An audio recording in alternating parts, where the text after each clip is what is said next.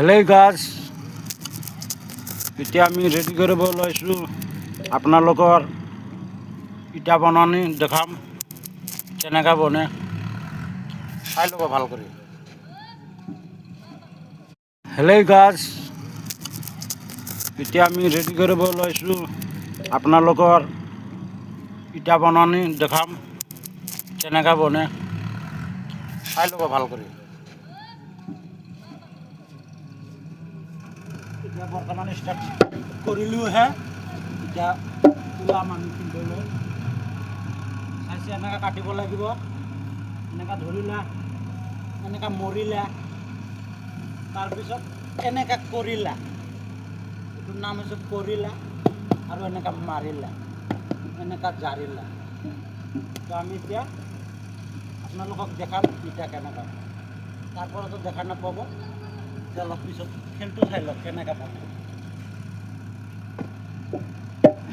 এটা বনি গ'ল দেই, এটা মাত্ৰ বনিওহে, এতিয়া আৰু লৈকে এটা বনিব হিচাপ নাই আমাৰ।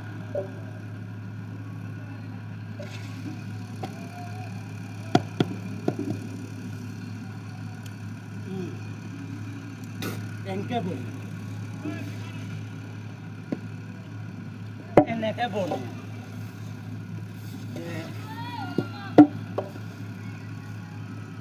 এনেকৈ কাটে, এনেকৈ মাৰে, এনেকৈ ঝাৰে আৰু এনেকৈ ভৰে। এইটো হ'ল ভৰোৱা, এইটো হ'ল কৰোৱা। কৰোৱা আৰু ভৰোৱা কিন্তু একে হয়।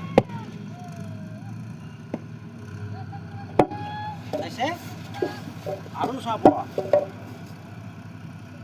আৰু কি কথা এটা ক'ম বুলি ভাবিছোঁ জানেনে? এটা ইটা যদি 10 টকা হয়, আমি 10 টকা বনাই আছোঁতো, আমি কি পাওঁ সেই পাওঁ সেইবিলাক চাই লাভ নাই, মানে 10 টকা বনি আছোঁ নে। আজিকালি আৰু হেৰি হৈছে নহয়, ইটাৰো বোলে দাম এভেইলেবল দাম হৈ গৈছে। কোনোবাই 15 বেচি আছে, কোনোবাই 13, 14, যাৰ যেনেকৈ ওলায় আৰু সেনেকুৱা দাম। এতিয়া আমি বৰ্তমান 1 টকা পাই আছোঁ।